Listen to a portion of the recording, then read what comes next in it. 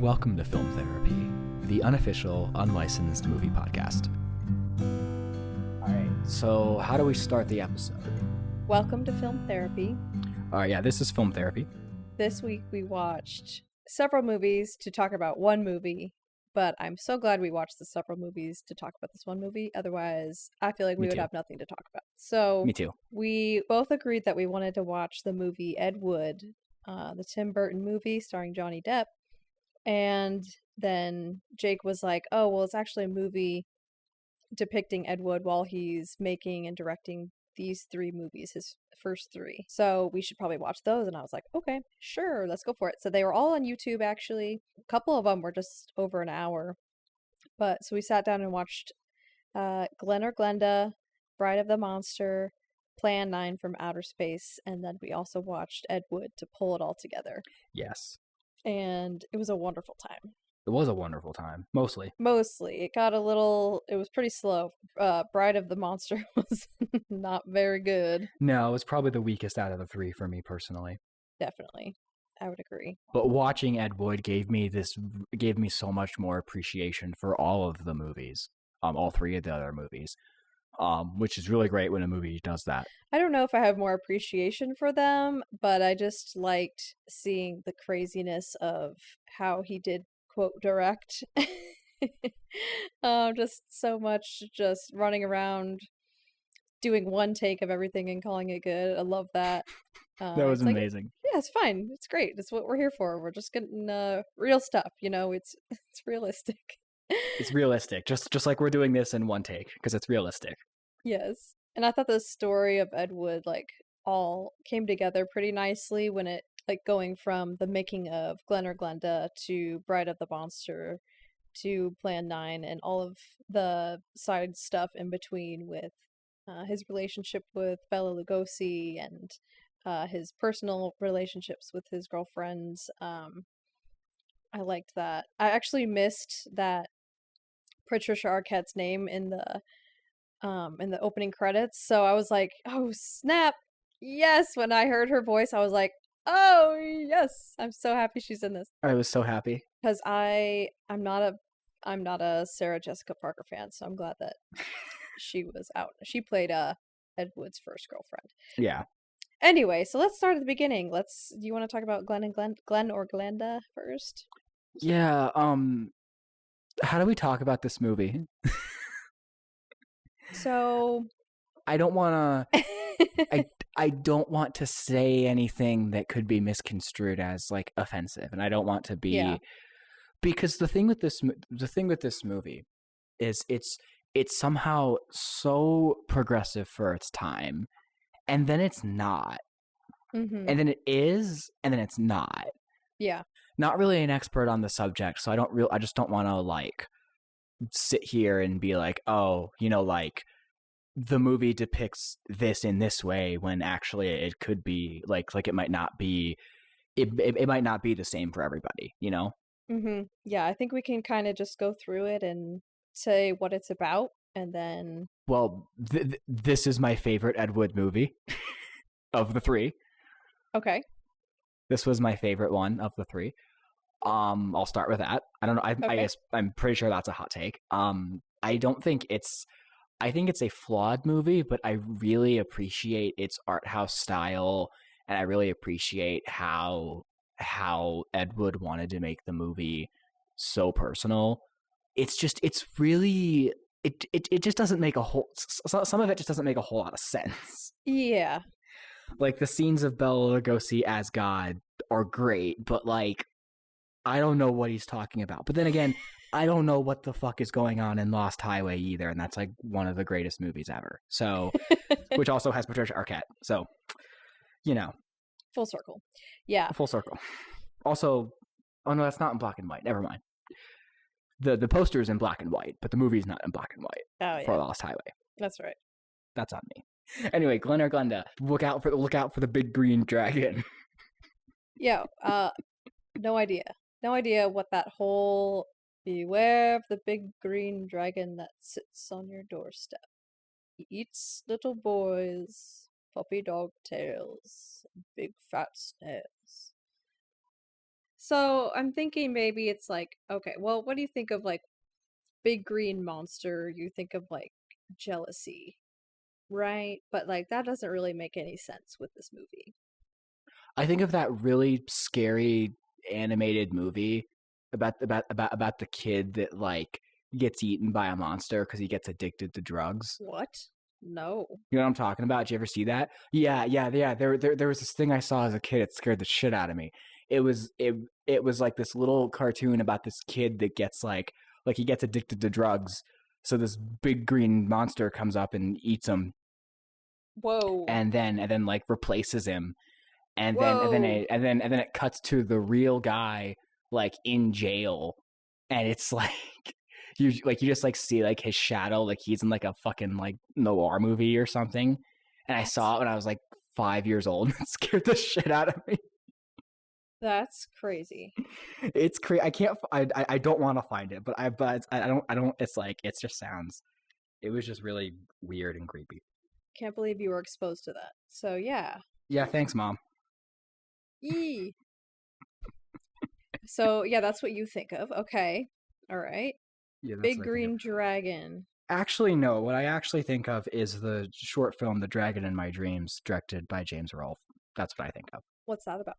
It's about this man who's in his like early 30s, and he's going and like he and like when he was a kid, he had this nightmare about this green dragon, and then his mom is like, "Oh yeah, like at the playground there was this big green dragon that you loved, and like you would just sit by it all the time when you were a little kid." And then they moved away, and then like when he's like in his 30s, he goes back to the playground, and like it's the day that they're like he finds the dragon again. It's like on the day that they're going to like tear that part of the playground down, and so he gets Whoa. to see it again. Aw. It's like one of my favorite things ever made. Aw. That sounds very heartwarming. So so if I was Ed Wood, and I and like meeting Orson Welles and him talking about Citizen Kane, that would be my equivalent. Would be going to meet James Rolfe and talking about Dragon of My Dreams. Hmm. It's kind of, well, he doesn't eat the little boy, so that's good. What else kind of makes me think of like maybe the burning of the innocence of childhood, where or like big green dragon could be, yeah, like something sexual or like sexualization or something.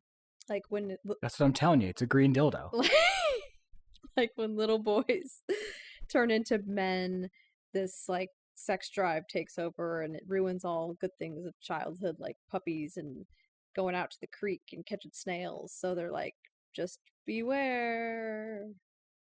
Beware of adulthood. That's actually a really powerful message. What does pull the string mean then? I think that's just so that we're like, okay, this must be God. I don't know. It's like pulling the curtain. It's like taking the wool off your eyes kind of thing. Yes. Pull the strings. Oh, so that's a rhyme of little boys and So could kind of mean, yeah, it's like similar things since it is like a children's nursery rhyme then. Like I don't know. so yeah. So let's see. So this movie, Maddie, do you want to describe the plot of this one, Let's see. if you can? Let's see. Glen or Glenda. That's what we're talking about. What is the plot? The plot is about Angora sweaters. It should have been called Angora sweaters. So There's a weird sequence in the middle, which is maybe the worst part of the movie, but also the best part of the movie, where a bunch of people are getting whipped, and there's like weird dancing, and like Bela Lugosi's just like reacting to it, and there's like stock footage of buffalo and like like yes. it's like this nightmare sequence, and like it's Yeah. actually really like interesting and innovative, especially for him not having like any money basically, you know. Mm-hmm. And like if the Johnny Depp movie is true, and he had to make it 7 reels, like obviously he needed more than what he had. Mm. Yeah. So it could have just been like a weird filler. That makes sense. but also, it's art. Yeah, art. So a lot of the summaries online are like, it tells two stories, one about Glenn, one about Alan. But to me, the Alan part is just like a little side note in like the end of Act 2 or beginning of Act 3 or something. So, Yeah. like I honestly forgot about that part. So it's I did kind too. of there is a narrator going on about Glenn, and it talks about Glenn being what they call a transvestite, who is in their definition a man who dresses up in women's clothing. And he has a girlfriend or a fiance at the time, and she does not know that he takes part in this, and so he's worried about what she'll think of him um, when he tells her. So then the scientist is God and Bela Lugosi. So Bela Lugosi, can you explain who Bela Lugosi is? Yeah, he's God. He's also Dracula. Dracula. Right, so that's how he came to fame. What movie? When was that made? Dracula. Dracula was made in 1931, and I've actually never seen it, believe it or not. Yeah, it made me want to watch it for sure. Yeah, me too. Yeah, so Bela Lugosi's here, and we know that from the movie Ed Wood, that Ed Wood is a super fan of Bela Lugosi. So yeah, when Ed Wood meets Bela Lugosi, he's kind of a washed-up actor, so Mm-hmm. he wants him to star in his movies, and Bella's bored enough to want to do that, so he plays this god character in Glen or Glenda who pulls the strings. I don't even know. He pulls the string. His scenes are really awesome, and like the set that he has behind him, Jake and I were like, yeah, we want that in our house. It was like shelves with oddities of skeletons and potions and coffins and crosses and stuff. Yeah. I totally want my basement to look like that. Yeah. Oh, okay. So the narrator is the Dr. Alton, the psychiatrist. So then he goes into a second story about this man named Alan, who fully goes into the surgery and hormone therapy of becoming going from a man to a woman. So yes, that part was just added in there, I think, to differentiate between the two. Like transvestites don't necessarily want to be women, and I'm not I'm not going to speculate too much on that, because that's, I think, is what they were just trying to say by doing that, because at the time where this movie originated, it was like they wanted to do the story about this person in real life who had undergone male to female surgery. So that was where the idea all started. But then, so I think that's kind of how they mixed the two ideas of Glenn's Ed Wood's character Glen, and then the real life. So this is the first movie that Ed Wood directs, writes, and stars in. And his girlfriend plays his girlfriend in the film. Bela Lugosi is God. Who else is in it? I think that's it. I mean, there's not a whole lot to say other than what we've already said. Like, and then there's the sequence in the middle, of like it's amazing. Like it doesn't it. It's like something. It's like, do you think David Lynch was inspired by this movie in some form or another? I could see it. Oh, and also, okay, so the part of Alan, I forgot this part too. Alan was a pseudo hermaphrodite, so they had like both parts, or they had the capability of choosing their gender, so then they chose to be a woman. Yeah, so Emily said that, like, it's like pulling the string is like the one who's like really in control of the situation. So I think there is something there, Yeah. I just don't know if it fully comes together, but it's really interesting. Definitely can speculate a bunch of different ways on that for sure. So the Alan character, as someone who has the potential to be either man or woman, chose to be a woman. So it wasn't even like a full, like, as we know today, like somebody who was completely born like the sex of a man, transitioning into a woman completely. Mm-hmm. It was kind of like a cop out in my mind. But I mean, I understand how back in the 50s, this movie was made in 1953, so this was totally progressive for the time, and I appreciate that about it.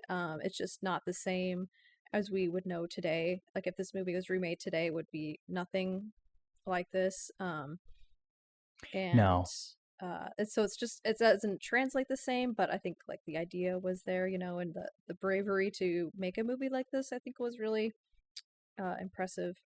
Then I just wanted to talk about the end because in the end he tells his girlfriend, that he dresses in women's clothes, and she supports him. She gives him the sweater off her back, and The sweater that he wanted.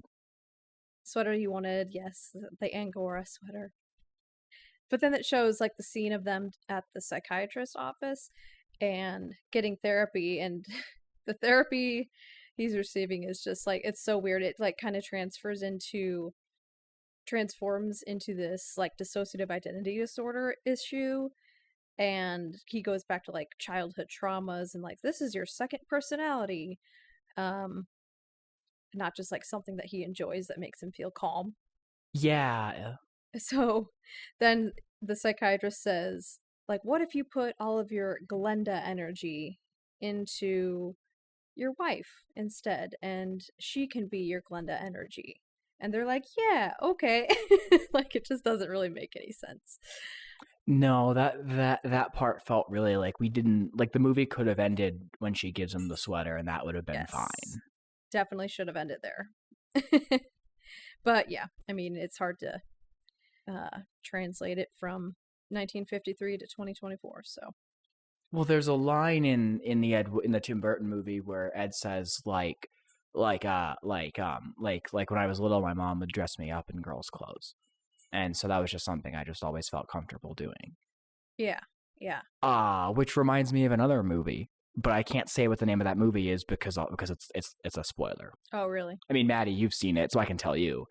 But I guess spoilers for Psycho because it kind of gives me a bit. The ending of Glen or Glenda gives me a bit more vibes of like how Psycho ends. Yeah. And like how Psycho 4 is, like the whole relationship with him and his mom, and that kind of thing. Yeah, I could see that for sure. And Psycho was made in 1960, so it wasn't that far off. Yeah. Okay, but yeah, that's really all I had to say about that one. Yeah, me too. It was really interesting. I'm really glad I finally saw it because it's always been this weird fascination I've had with Ed Wood's films. So Yeah. so I guess next is Bride of the Monster. Mm-hmm. What year did that come out? 1957? 55.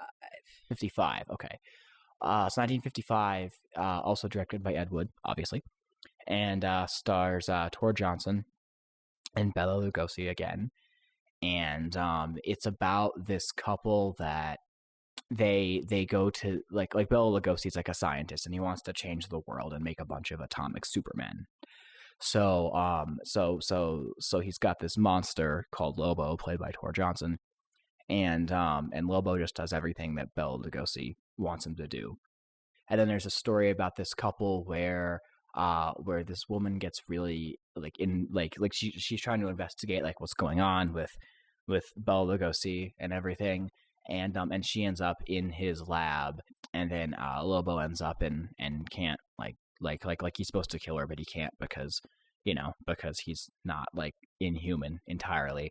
Then there's this giant octopus that attacks Bela Lugosi in a lake, and it doesn't match the stock footage at all, but they sure tried.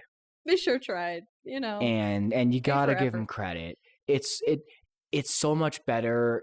I feel so much better about that than if today the footage didn't match and like it went from practical effect to like CG effect, like then that wouldn't have any charm to it.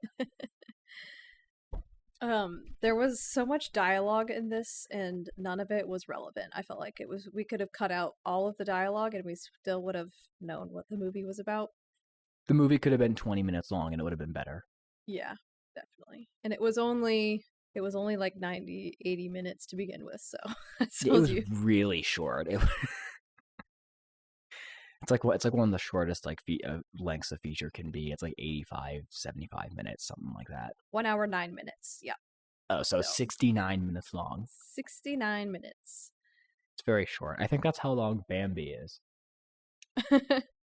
Bambi or Dumbo. One of them is like 70 minutes, which is insane because so much happens in both those movies. I've actually never seen Bambi in full. Really? Yeah. There's a lot of classic Disney movies that like I haven't seen, but like I used to have this big like this coffee table book as a kid, and it had like all the Disney movies as stories in it. So I've like read every Disney movie like as like a 5 to 10 page summary with pictures, but I haven't seen every Disney movie. Got it. So like I haven't seen Bambi or the original Cinderella or Hunchback of Notre Dame or Hercules or Hercules. Oh, so good. What did I watch recently? I think there's one I saw for the first time recently. I don't remember. Anyway, doesn't matter. There was one quote that I just wrote down. It was, "What are you doing out of the swamp?" Yes, I had that too. Is that the scientist talking to Tor? Yes. Okay. And so for Letterboxd, I put one of the tags as "What are you doing in my swamp?" Yes. Because obviously. Obviously. There's lots of tropes that we began to see happening from Glen or Glenda throughout this movie and throughout Plan 9 and throughout Ed Wood, which they touched on, like the lightning shots. They're just lightning in the sky all the time with thunderstorms. Random explosions. Yeah. The kind of choppy editing, like the way scenes will cut from one to the other is like too soon a lot of the time. Do you know what I mean? Like in all three of these movies, like there's scenes where it's like there's like the pacing is just off with the edit. Yeah. And then more whips were used in this one. Oh yeah. And newspaper headlines all over the place. Like they could just tell the whole story through newspaper headlines, which I think was pretty common back in those days anyway, because that was how word got around. But it was just something I noticed was very common within the three that we watched. But yeah, other than that, really boring. They also do that in the Order of the Phoenix movie. They do the newspaper headline montage a lot. Oh yeah. Mm-hmm. Anyway, yeah, very, very boring movie. The last 20 minutes were interesting, but again, they felt so slow. Like that could have been like the last 5 minutes of a 25-minute movie. Yeah. So I don't really have a whole lot else to say about Pride of the Monster. Me either. Let's move on. So Plan 9 from Outer Space has often been considered as the worst movie ever made for a long period of time, which is complete hogwash because yeah, it's bad. Yeah, it doesn't have like it's not very well made. It's made on a very tight budget and not made very particularly all that well. But it's got passion and heart and creativity put into it, and it's far from the worst thing I've ever seen. Definitely. Like people in the 1950s were saying this is the worst thing they'd ever seen. Like they were lucky because I've seen far worse shit than this. I've seen a lot more soulless crap than this. Mm-hmm. Yeah, that's a good way to describe it. It has heart. It does. You can tell like there was care that went into it. You know, it just didn't turn out to be a huge blockbuster. No, and it's unfortunate. I do like the Grave Robbers title a lot better. Like that makes more sense. Definitely. Because Plan 9 is like we don't find out what the plan is really. Yeah, there's like barely any mention of the plans or previous plans that they have tried, and now we're on Plan 9. Okay. They've exhausted every evil plan in their filing cabinet from 1 to 8. And I don't even know what the goal of the plan is. Like they brought people back. Well, okay, let's recap the plot. Did this movie come out in 1957? Yes. Okay, got one right. Ed Wood directs again. He does have a role in this movie. Like he's one of the characters, I believe. Is he? I think so. I don't know who he is in the movie though. I think he's got a minor role. Let's see. Man holding newspaper. There we go. But he's not in the credits. Yeah, I didn't see him in the movie. I just saw that like online, like he's in the movie. Oh, okay. Got it. Vampira. Yeah, Vampira. You want to talk about Vampira? Vampira is who I strive to be. She is. I'm gonna get a poster of her, hang on my wall. She's my idol. I didn't know anything about her before this, and well, Noah walks in during Ed Wood, and he's like, "Is that Elvira?" And apparently, that was a huge beef that she had with Elvira. Was like her trying to steal her look. Yeah, apparently. Yeah, Elvira is very similar. It's funny because Tuin just watched Elvira. Oh, really? like 2 weeks ago or something. He just watched Elvira, and Nice. he's like, Jake, I think you'd like this movie, and I haven't watched it yet. I have not seen it either, but now I kind of want to watch it. Yeah, and then we'll just both walk away being like, Vampire is better. Right. Got to stick to our Vampira origins. So here is the synopsis that IMDb has. Evil aliens attack Earth and set their terrible Plan 9 into action. As the aliens resurrect the dead of the Earth, the lives of the living are in danger. Which is pretty good. It follows this pilot named Jeff, who lives, I guess it's in California, right? Mm-hmm. And he's got this wife, Paula, who he has to leave at home while he goes out on for work. So he's constantly worried about her because they live near this cemetery where strange things have been happening. We begin the movie in the cemetery with the flimsy gravestones like moving back and forth when people step on the ground. Like, all the smoke and lightning strikes, and we see, I guess it's Vampira first. No. Yes? No. Yes. Yes? She has risen from the dead, and she's just walking around with her arms outstretched. She doesn't say any words. No, she didn't want any dialogue. She didn't want any dialogue. So then we see, like, it's kind of I like that it was kind of a mix of horror and sci-fi when we're down on Earth, dealing with the resurrected dead people from the grave, but then there's also the sci-fi factor that these aliens are doing this for some sort of purpose. So then we have scenes of the aliens inside their spaceship with their laser guns.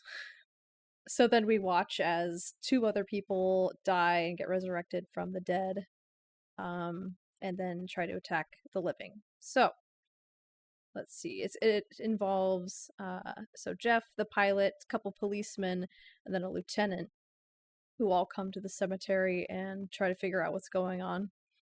Bela Lugosi, his character dies, and then he also is stalking the cemetery like Vampira. But it's not Bela Lugosi, it's a body double. Which I did not realize until watching Ed Wood. I was totally thinking it was him the whole time. What did you think? I had learned that somewhere. Oh, okay. I knew that in like advance, but like because I'd remembered it from like years ago or something. Ah, got it. Okay, yeah. I was like, nope. That's so. When he died in Ed Wood, I was like, wait, what? Because I was so sad. I was pretty convinced. I know, very sad.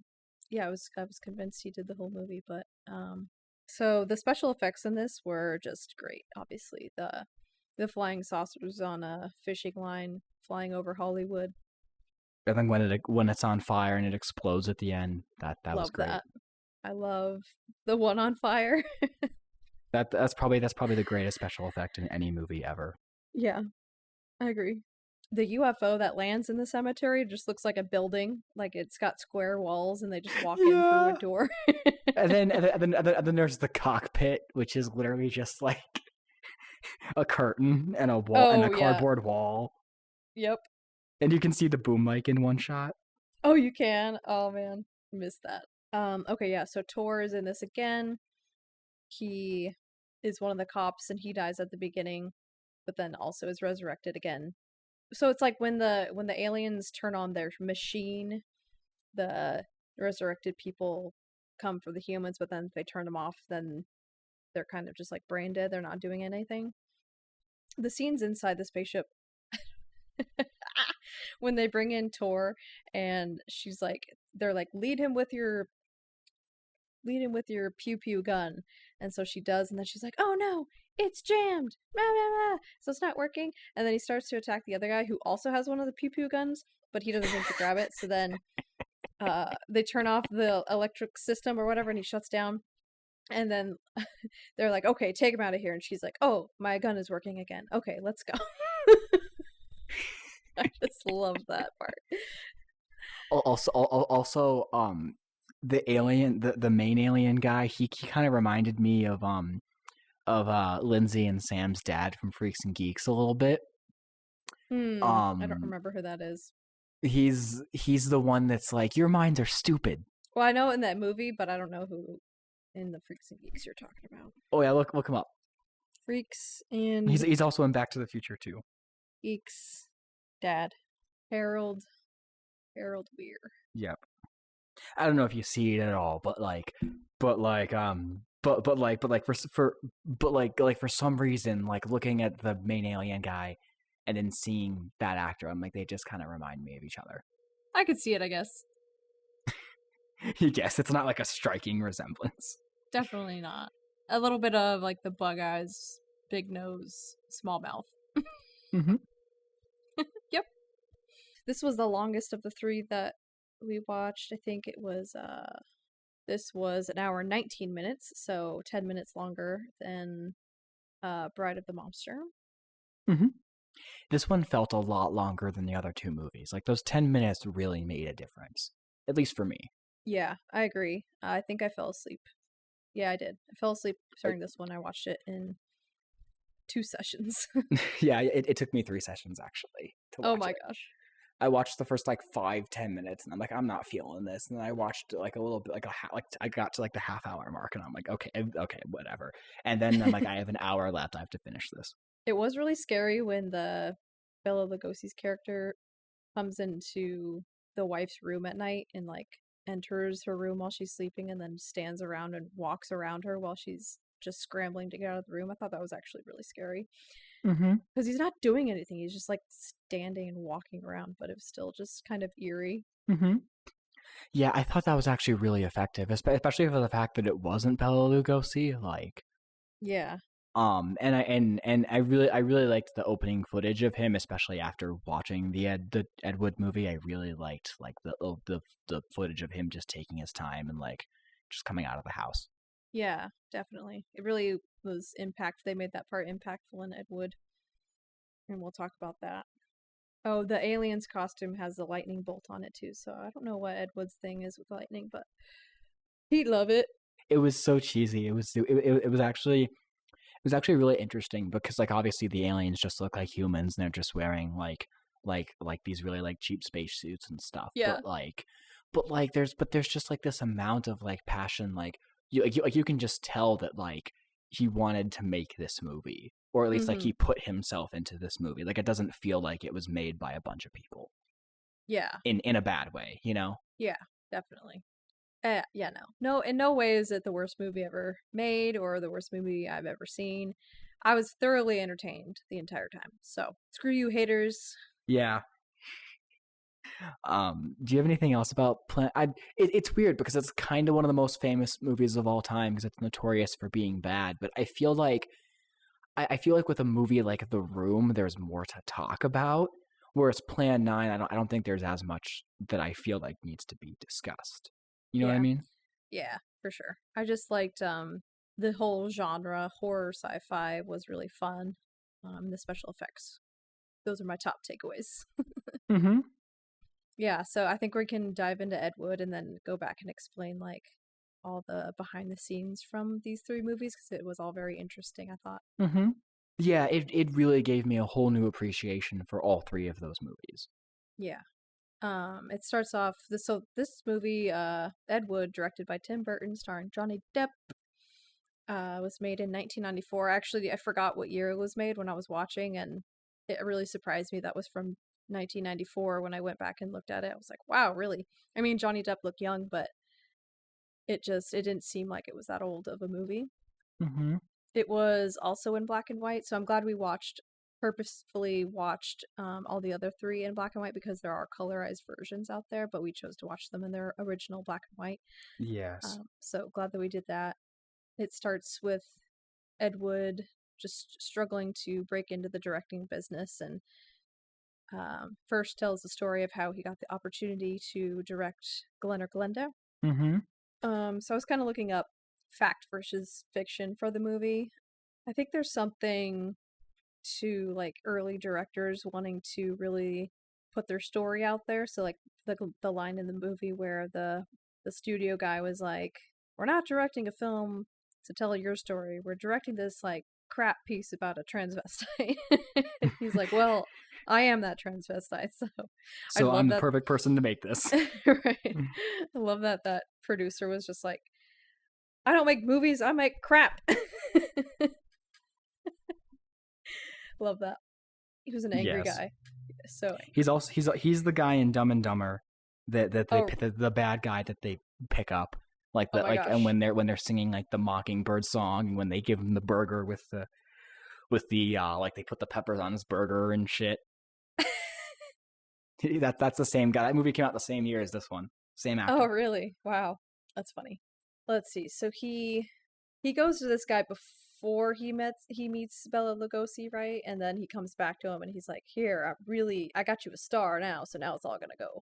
Yeah. That was really cool the way he did that. Like he slowly like built up the pieces and got to and kind of made himself seem more credible as time went on. Mm-hmm. Mm-hmm. So it was funny the way they introduced the Bela Lugosi character. Played by, who's that played by? Martin Landau. He's also in the X-Files movie. Oh, in the X-Files movie. Okay. The first X-Files movie. I don't think I've seen him in anything else. He was really good in this. Yes. Like I fully believed he embodied the spirit of Lugosi very well. Absolutely. I really loved the whole journey of their friendship, of him and Ed's friendship.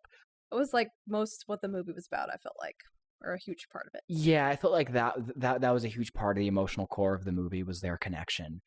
And like I really loved like I loved how it was just so sad just seeing his decline, and like I loved how like cuz like to in my opinion, to compare Ed Wood to a lesser movie, The Disaster Artist. Not saying that movie's bad, but I think Ed Wood's a better movie all around personally. Um the thing with The Disaster Artist is that like you have the friendship in that movie, and then like as time goes on, like the characterization of Tommy in that movie, like there just comes a point where you're just like, okay, why is Greg still hanging around with this guy? You know, Yeah. like why? Because this guy's like not like, he doesn't treat his actors right. He doesn't give them water, like all that BS. That's like actually true, you know. Mm-hmm. Whereas like Ed's friendship with Lugosi, like you feel like even though there's some kind of schemy and kind of shitty things that Eddie does, like they like you feel like he's always trying to be genuine. Yeah. Like as best as he can. Like he does a few things where you're like, I don't know about that. But in terms of like being a friend, being a good friend and a good a good boyfriend, like he always tries to do his best. And I think Yeah. I think the movie really excelled at his characterization, and I think that like there's the moment when he has Bella do the like the night shoot with the octopus, and it's like really hard for him, and then like the next day he's like, hey, look, I really appreciate that you did that. I know that was really difficult. And then he writes him this speech, and obviously that speech is in the movie. And then later on, like right before he dies, he gets to perform the speech in front of like a live audience, and like that was really great, you know. Mm-hmm. I know. I love that. Yeah, I think you explained that really well. Perfect. Thank you. And obviously Patricia Arquette is also in this, and we love her very much. We love her. I was so happy when she showed up. I was so happy. Me too. Just her soft little voice while she's knitting. I'm like, oh, and like the fact that the end of the movie is them just running off together and like this Hollywood like ending where he's like they'll probably it'll stop raining, we'll be fine, and she's like okay, and they Yeah. go get married. It was so sweet, and like the fact that like when she made the booties, she made them black for Bela Lugosi to match his cape. Like that was just like right away. I'm just like I love this character. Like she's just Mm-hmm. so pure.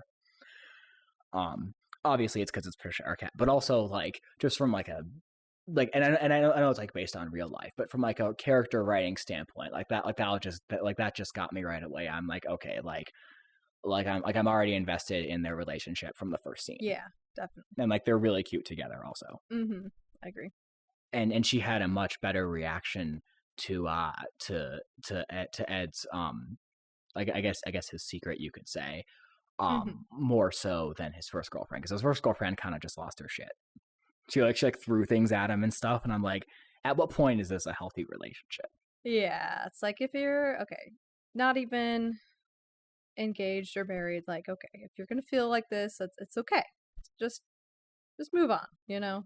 But yeah, I don't know if we even mentioned that part of Ed Wood's journey is from real life. So, like, well, yeah, we did.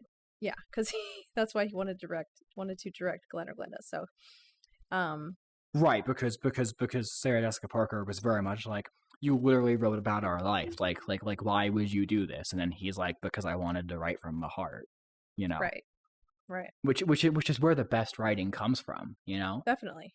Yeah, she just was not proud of that, and that was sad. No. So that's why they didn't work out. Uh-huh. But yeah, judging or whatever the credits said at the end of Ed Wood, they were married for 20 years. Patricia Arquette's character, Kathy, Kathy and Ed were married for 20 years, um, which is great. Love that. I just wish Ed Wood could have like seen this movie, you know. Yeah, But I guess like I don't know how he'd feel about it, but even after just watching the movie, like I'm just like, man, like I wish he knew that that like he wasn't a total failure, you know? mm-hmm. Yeah, Right away, just from the opening credits, like the way that the opening credits just have so many like loving homages to Ed Wood and his work, like that just yes, right like away. right away, I'm like, this movie's gonna be fucking great Yep, I put a smile right on my face when it started with the with the Criswell, freaking lightning bolts. yes, and then Criswell shows up. I was like, yep, all right, here we go. I don't know. I just really felt the camaraderie between the whole group of like Ed Wood and Criswell and Bill Lugosi and Bill Murray. I did not know he was in this. His character was so great. I loved Yes, every bit of him. I felt really bad for him too I at the know. end. That was so sad. So yeah, his character Bunny Breckenridge. I guess they were longtime friends, and there's this part where yeah, Bunny says he's going to go to Mexico and get a sex change surgery, but then it doesn't end up working out for him, and he's just kind of like depressed and doesn't really have much zest for life throughout the rest of the film. But he still is there to like support his friend, and he plays like the ruler alien in Plan 9. So he's in a small part in that movie. I'm not sure if he plays any parts in other movies of his. See, that part kind of blew my mind a little bit because like I didn't make the connection that he was the one that played the leader alien until like they showed it in the movie, and now I want to go Yeah. back to Plan 9 and see see the real Bunny Breckenridge. Yeah, me too. Is that his name? Yes. Okay. Um. Yeah, no, that just made me feel sad, like that. And then when Bela Lugosi died, I felt really sad too. Like that was really Yeah. moving. Yeah. When it explains in the final credits that Bunny Breckenridge never went through with or never got the chance to do the sex change that he wanted. So yeah, that's the sad, mostly the sad part Yeah. about it. It's like he couldn't ever live to be his true self. Mm-hmm. One other part I really loved is when they're trying to escape and Patricia Arquette throws herself onto the car, and then the next day Ed's walking around with Bella, and Bella's like you picked a good one, like not like none of my wives would have thrown themselves onto a car, and I'm like that's great. I loved that.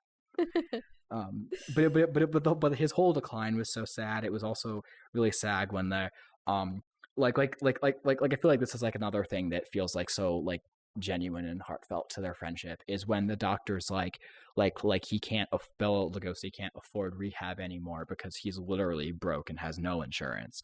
And Yeah. then Ed just tells him, "Hey, you're all better." And he's like, "Really? I don't feel good." And he's like, "Well, you look great." And then like Mm-hmm. he tries to like he kicks the paparazzi out and stuff like that. So like it feels like Ed just never lost sight of himself. Like he never got caught up in the like too much in the hey, I'm making a movie, I'm like a big shot now kind of thing. Like he for Yeah. the most part it seemed like he stayed pretty humble. According to the film, and According to the movie, yeah, we don't know how accurate it is. I looked up a little bit on Wikipedia, and like his Sarah Jessica Parker's real life person was a little bit upset with how her persona was handled, but she still liked the movie because she thought Tim Burton did a really good job, like portraying oh, Ed Wood and stuff. interesting. Yeah, I heard. I was kind of reading a little bit about it, and it says that like these are definitely the best parts of Ed Wood, and that like that part's not accurate, but also he was like an alcoholic and ended up making porn for the rest of his life until that didn't even work out for him, and just He has did. kind of a sad ending towards that, which this movie doesn't portray. Which I mean, I'm glad it was like a fun movie to watch, and if it would have been a true like biopic, then it would have been a lot more depressing.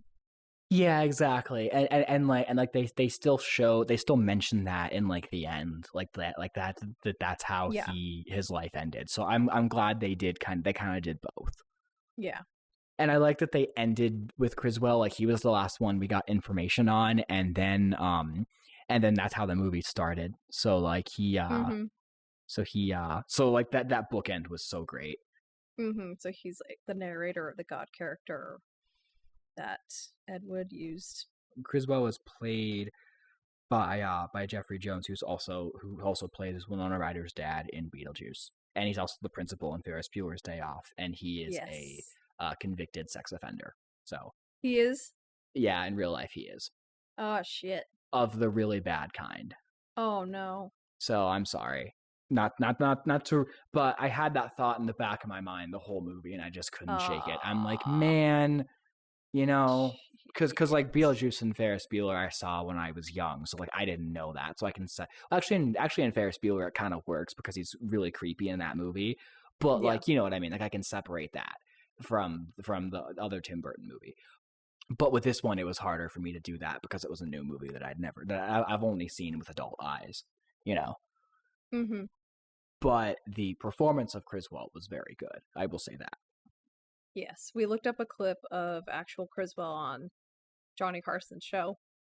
Or Yeah. Tonight Show with Johnny Carson. It was hilarious. He was just like bullshitting all this random like predictions for 1966, and everyone was just laughing, and Johnny Carson was making jokes. So he was like, he knew he was a quack, but that was his thing. It was just, it's like, yeah, I make predictions. I'm a psychic, but not really, and it's entertaining. So that's hilarious. He ended up playing characters in some of the films, right? Yes, he did, because I believe he opens Plan 9, if I'm not mistaken. It's either Plan 9 or Bride of the Monster. Um, yes, he's in Plan 9. So, yeah, about halfway through, we figure out that Bela Lugosi is a drug addict. Mm-hmm. So that's part of the reason, or that's the reason why he was in the hospital, checked into rehab. But then, yeah, couldn't pay for the rest of his treatment. So that's when Ed Wood took him out. And that was something I also knew, that Bela Lugosi had a morphine addiction later on in life. But I think the way the movie reveals that is also really powerful, because at first he's just like you just see like the lines, and then he like pulls his shirt up really quick because somebody notices, and then later on, like a couple times, like his house is like all turned over and shit. Mm-hmm. Calls Ed in the middle of the night, like, help me, come over, please. And he's like on the floor with the needle. And Yeah. so, yeah, that last little bit of footage that he got with Ed Wood was super meaningful for Ed Wood to have, and that's why he put it in the Plan 9 movie. It's just the first scene of the old man walking out of the house smelling the Mm-hmm. roses, and that's it. That's the only scene that he's in that movie. The rest is a body double, but still claims that Bela Lugosi stars. And yeah, that one little clip that in the movie where Ed Ed's watching it like over and over and over. It's just so sad. Yeah, and like and like at first he wanted to do the scene really fast, and then Bella was like, what if we did it slow and I was taking my time, and Ed kind of has this realization of like yeah, that's what it's supposed to be, and like yeah, like he kind of knows that, you know, that this is it. So Yeah. that moment, just that moment of actually filming it was also like one of my favorite parts in the whole movie. Yeah. And then I also loved, like I said, I love Patricia Arquette's relationship with Ed Wood, Kathy's relationship with Ed, and I really liked that. I was so happy that she was like so accepting of him and everything. Mm-hmm. And then also like the fact that the fact that the stuff of him dressing up in women's clothes, like it doesn't like it's not just something that goes away when they're done about the Glen and Glenda portion of the movie. Like it comes back at the end, because that's like where he feels most comfortable, and then he just gets like so fed up with them the church guys like messing with his movie, so he literally just like goes to a bar and then gets to meet Orson Welles, and like I had no idea that was going to happen, so that was like such a surprise, and that was also like one of my favorite scenes.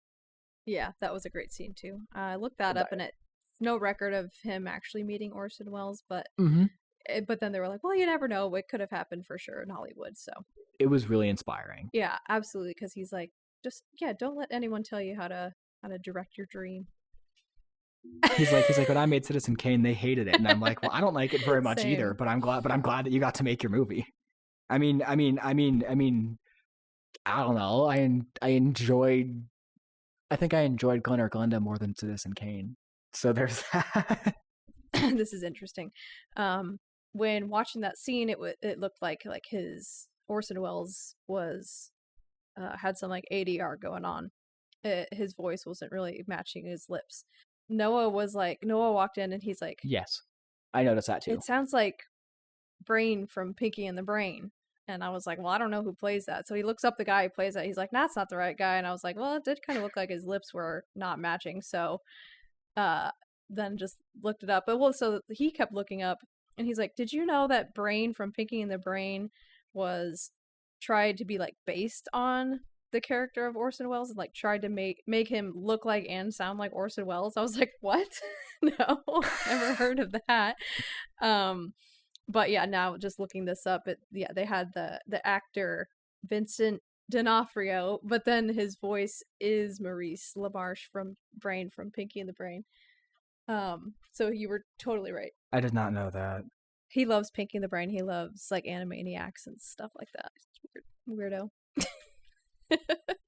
That was like right before I was watching TV, so I've never seen Animaniacs other than like clips and stuff, but from what I know, it's got like a lot of like adult humor in it and stuff, and there's like the country's song and stuff like that. So they did a reboot of it like a couple years ago, so we watched all of that when that came out, and then they did, yeah. I think we watched just a little bit of the old actual show, but he watched all that as a kid.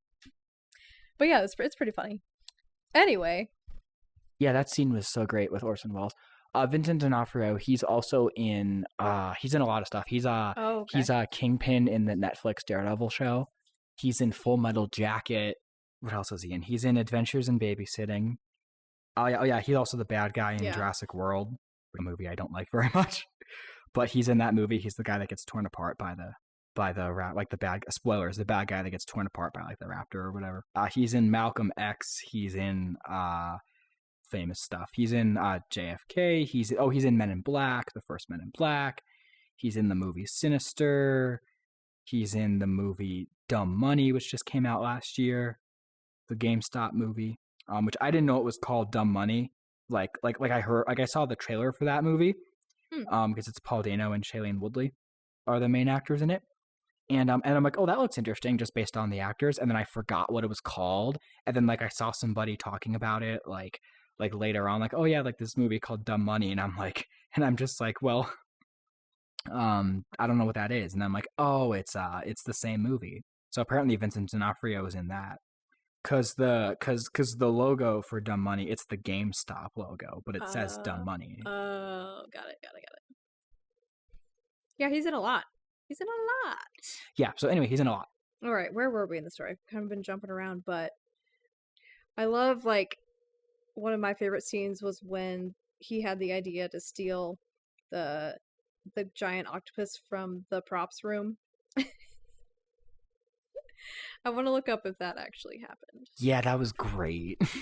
It's so funny. That's brilliant. That's something that I would want to do if I was in his situation. And then the fact that they're like, oh, we just killed Tor Johnson, and then he's like, that was better than wrestling. Like it was so cool seeing all the pieces come together for these movies after having watched the movies. Yeah, I am 100% so glad that we watched the 3 before watching this. So if you plan to watch Ed Wood or haven't seen any of Ed Wood's movies, definitely recommend watching those before watching the Ed Wood. Me too. You get to watch a really great movie. You just got to watch 3 bad movies first. But it's worth it, don't worry. Apparently, yeah, so yeah, and also the funny part about that was they stole the giant octopus, but they forgot to steal the motor that went with it to make it move on its own, so that's why it was awful special effects of just the guy wrestling with the giant octopus arms on the ground as if it was fighting him. The part where he meets Loretta King, so he had promised his girlfriend, so Ed had promised his girlfriend Dolores the part in Bride of the Monster, but then once he met Loretta King, he agreed to have her star in that movie because he thought she had a ton of money to produce the film with, but turns out that she did not. And then that stopped all production on that one. She still ended up playing the character, but how did they end up getting funding for that one? Well, he tried to go. They tried to go to that fundraiser where Vampira was, but that didn't work out. Right.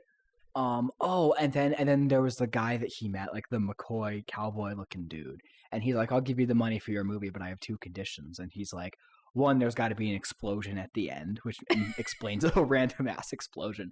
And then he's like, "Number 2, my son's an actor. You should have him be the lead role." And so they had to completely write that role for him. And he's like not really in. He doesn't really have a major active role in the plot of that movie, which is really funny. And now it makes sense why, because obviously Loretta King is driving the story of Bride of the Monster, as she is the titular Bride of the Monster. She is.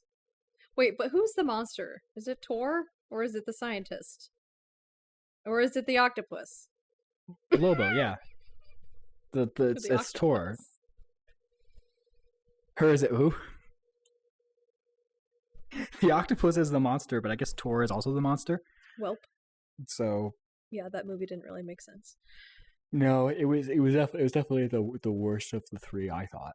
Well, I guess I did like that Tor was, like you described him, I think after we watched, kind of like Andre the Giant, just a big lug of a man, but he's got heart and actually cares deep down. Yes, exactly. That's a much better way to say what I said an hour ago, where I was like, this is the plot of the movie. That's a much better way to say it. So, but yes, he does remind me of Andre the Giant, especially in Princess Bride. You know, like that same kind of just more the idea that like you said, like he's like you think he's like this big scary guy, but then he's not. He's like this gentle, the way that they found him while they were like just watching a wrestling match, and he was there. His name is the super Swedish angel Tor Johnson. And he's like, oh yes, I love him, he's gonna be my next friend. That was amazing. He just kind of collects these misfits and then they're all together as one little clan. It's really cute. Yeah, I really loved that. Yeah. That made the movie just have this like wholesome quality to it. And obviously the black and white cinematography was just stunning. Like more movies should be in black and white, honestly, if you know how to light it well. I agree. I guess that's all my thoughts. I really, really liked it. I've been wanting to see this movie, I think, even before we started film school. So probably wow. I've wanting to see this movie for almost 10 years now. So finally getting to see it was great. I really liked it a lot. Yeah, me too. It was really, really good. Just smiles throughout, and I don't know. I really liked this movie too.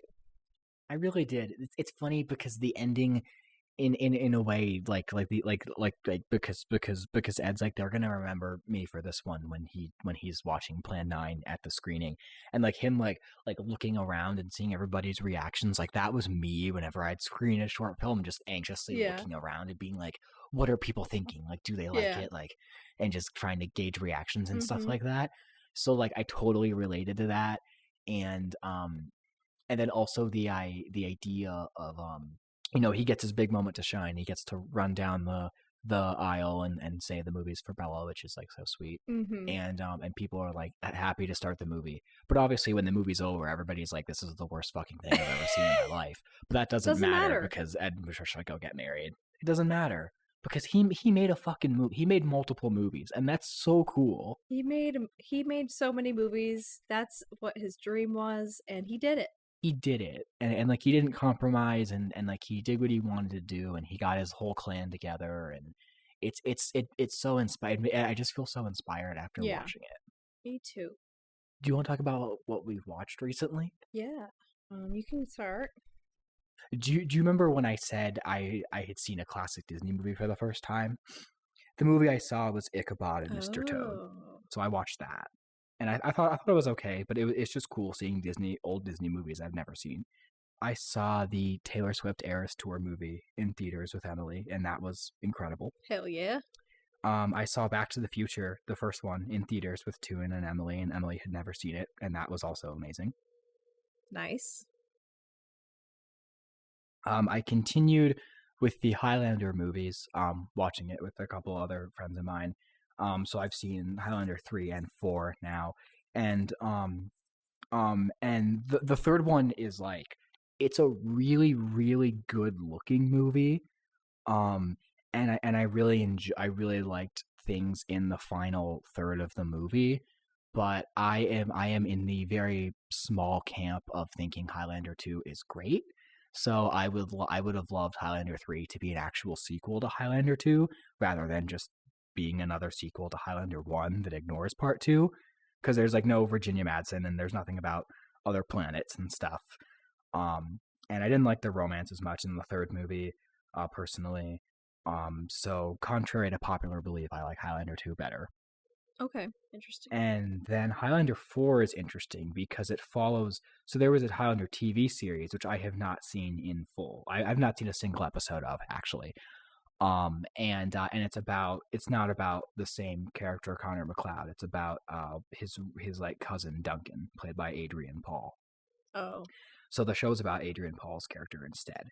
And so the fourth movie brings the two of them together to fight this other bad guy. And so that follows on from the series, which I've never seen. So there was a lot of concepts and ideas from the movie where I didn't really know what was going on, but I still really enjoyed it.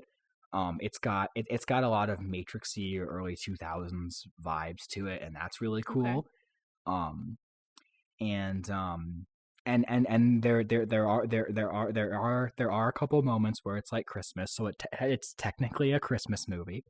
There was one part of the movie where I felt a lot of emotions, and planning to watch Highlander 5 here soon, but don't know for sure because of technical problems. But hoping to do that hopefully this evening. All right. So watch that. I did a lot of rewatches. Oh yeah, Emily showed me this Christmas cartoon called Annabelle's Wish, and that was really cute and really sweet. Oh, and then I also saw Anastasia for the first time, the animated movie, and I enjoyed that. What'd you think? It was pretty good. I enjoyed it. Let's see, and then all the Ed Wood stuff, and then I also started finally, after years and years of hearing about it, I started watching Doctor Who, the new Doctor Who. And so I've seen the first. I'm just at the. I'm a couple episodes into the second season with David Tennant, series 2. So, Christopher Eccleston was pretty good, but David Tennant is a revelation. Love him. Already after like 2 episodes that he's been in, and yeah, I'm really excited to see where that journey goes. And that's it, I think, for the most part. Been busy, that's for sure. Especially with Doctor Who. Yes. Are there any movies like any other series that you're going to start diving into, like Highlander, or do you have anything on the list?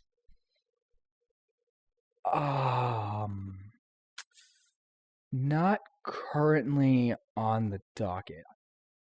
Okay. Are there any Doctor Who movies? Yeah, there's a Doctor Who movie from like the 90s, and then there's a lot of like specials and stuff that are on Letterboxd, like a bunch of like special episodes, but there's no like movies officially. Okay.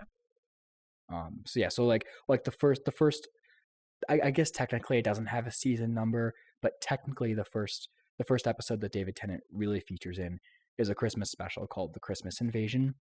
And so that's on Letterboxd, so I've seen that twice. It's amazing. Because David Tennant, like, I guess spoilers. David Tennant wakes up like 2/3. He's not in it very much, but like because he's like in a coma after regenerating into David Tennant, the Doctor is, and then he wakes up as David Tennant in his PJs like 2/3 of the way through the episode and has a sword fight with an alien, and it's like the coolest shit I've ever seen in my life. A sword fight. It's like the ending of Highlander. Oh it's my amazing. God. It's so cool. I love it. And so I've seen actually 3 episodes of David Tennant because I started because 2 and started and it showed me a couple random episodes from series 2, and then I went back and we're separately watching the first series with Christopher Eccleston, and then we're going back to series 2, and in Britain it's series 1, series 2 instead of seasons. That's if that's confusing you at all. Like Sherlock has like 4 series instead of 4 seasons. So I just alternate between saying series and season because series is technically accurate, but like it's just easier to say season 2. So not to be confusing. And I have not delved into classic Doctor Who at all because there's like 800 episodes and like 90 something of them are missing. So like real missing? No thanks. Yeah, missing. There's episodes of Doctor Who that are missing from the original era. Yeah, there's 97 missing episodes because when they did new episodes, the BBC would just tape over the old episodes to make room for the new ones. So there's literally like almost 100 episodes of the original Doctor Who that are lost forever. Huh. Wow. Potentially. Interesting. Why would they do that? That sounds like a stupid thing for a network to do. We'll just tape over the old ones. Because they didn't know. They weren't thinking ahead. Idiots. Yeah, it was very stupid. But yeah, so David Tennant is the 10th Doctor, and he's also the 14th Doctor because they put out new specials on Disney Plus, with him as the Doctor. And I also have not finished it, but I've also Emily and I also started watching the last season of Sex Education. So which also has Ncuti Gatwa, who is also the new Doctor Who. Ew. So okay, that's cool. All right. Well, I wish you luck on your Doctor Who journey. Please keep me updated because I don't think I'll be watching that anytime soon. Especially because after David Tennant, I get to Matt Smith. So. Yep. Don't care about him. All right. So things that I've watched. So we went through the Christmas season. It's been a while since we recorded. So I watched. I did not watch enough Christmas stuff. I did not either. I only watched Just Friends, which isn't advertised as a Christmas movie, but it's definitely a Christmas movie with Ryan Reynolds. Is that the one with Ryan Reynolds? That's one of Noah's favorite movies, and it was a fun time to watch again. I've heard of that. I've never seen it. It's really cute. You'd like it. Then I watched part of Scrooged with Bill Murray, but I couldn't get through it. It was just another like Charles Dickens story tale. Again, same modern thing. And I'm just like, no, I can't, no, I'm not gonna do it. Then we watched Home Alone and Home Alone 2 and The Grinch. And then there was the new one, Candy Cane Lane with Eddie Murphy on Prime? No, HBO? Where is it? Yeah, it was on Prime. And that was awful. It was so bad. Please don't watch it. I still haven't I still haven't watched Home Alone 2. I'm actually just gonna probably watch it at some point because my favorite Christmas movie. I gotta Yeah. watch it. So Noah and I, when we started Candy Cane Lane, we were just like we'd roll our eyes every time we saw like bad CGI or if there was a terrible like delivered line or terribly written line. So we would like skip ahead 10 seconds every time something like that would happen, and we got through the movie pretty quickly, but it was so bad. So a movie I did love was Saltburn on Prime. I've heard about Oh that one. my god, yeah. I think you'd like it.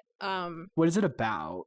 What is it about? It's kind of like it's a little bit of it is a love story, I guess, between two college boys, Barry Keegan, I think his name is Keegan, right? Barry Keegan. And Jacob Elordi. Barry Keegan's from lots of things recently. He's like a big up and coming actor, as well as Jacob Elordi. Barry Keegan. I've heard of Barry Keegan because I think he was going to be in Dune, but then Austin Butler got the role. Yeah, I can see that. First thing I saw him in was the World War One movie with the British, the Christopher Nolan one. Dunkirk, thank you. Dunkirk, and then he was in The Killing of a Sacred Deer, and he was in the other one. God, it's so bad I can't remember. he was in the Banshees. Batman, the Robert Pattinson Batman. Oh, he was? Okay. The Banshees of Inisherin. Anyway, but he's always played like side characters, and this one he was the main character, and he was fantastic. Okay. So it's like kind of him falling in love with his friend, and then being invited to their estate over the holiday break, and like him getting involved with his family, and then it turns a little bit sinister. So it was so good. Interesting. That sounds interesting. We also went to the theater and saw Poor Things with Emma Stone, the Yorgos Lanthimos I've heard movie. of that one yes. too. So that was actually really good too. What was that one about? It's here's the synopsis on a Letterboxd. Brought back to life by an unorthodox scientist, a young woman runs off with a lawyer on a whirlwind adventure across the continents. Free from the prejudices of her times, she grows steadfast in her purpose to stand for equality and liberation. Emma Stone plays like this woman who has had a brain implanted into her. So like she was found dead, and then there was a brain implanted into her by the mad scientist, Willem Dafoe. And so then he like tries to raise her, so she acts like a child in an adult woman's body, and then you kind of watch her grow throughout the movie from like a child to a teenager to a woman. And it's kind of like a long life story, but told in a very short amount of time. Because I know I've talked to you about like how I don't like long drawn out movies where, okay, here's this person as a young child and all the hardships that they went through, and here's them as a teen and all the hardships they went through, and as an adult, like, oh, there's a silver lining. Oh, but then it's like, no, just a big sad sack of life movie. You know what I'm talking about? I know exactly what you're talking about, yes. So it was a little bit like that, but it was condensed into just all of Emma Stone and kind of like the experiences she learns when she leaves the house. Because she wasn't allowed to leave the house for the longest time, but then she runs away and elopes with this guy, Mark Ruffalo, and they do some traveling, and she learns like all the horrors of the world, but then it teaches her things, and she comes back like a super learned woman and goes back home and shares all of her knowledge. So it was very interesting. It was entertaining. Lots of sex scenes with Emma Stone though. Like it was just like too much about the sex part, I think, which is like my only negative feedback. It was just like too much about that, but the idea was. One of the other really good ones I watched was Let the Right One In from 2008. Where was this made? What is this one? It's a Swedish film about a young girl who is a vampire, and then the young boy who meets her and they become friends, and kind of like their friendship slash almost romance, I guess. It was really good, interesting, kind of slow and artsy, but not so slow that I got bored. And I watched that on Prime as well. But yeah, those are some of the tops from my last couple months. Interesting. You watched a lot of current stuff. I watched a lot of like, which is kind of typical. Like sometimes I'll see current things, but I just go back and watch like like random stuff from like the cosmos of time and stuff. Yes, I mean there's so much to watch, so it's crazy. Well, thank you for listening to our Ed Wood episode. Yes, thank you. It's been fun. Please keep therapizing. Take some time to breathe and watch a movie you love. Yes, keep therapizing.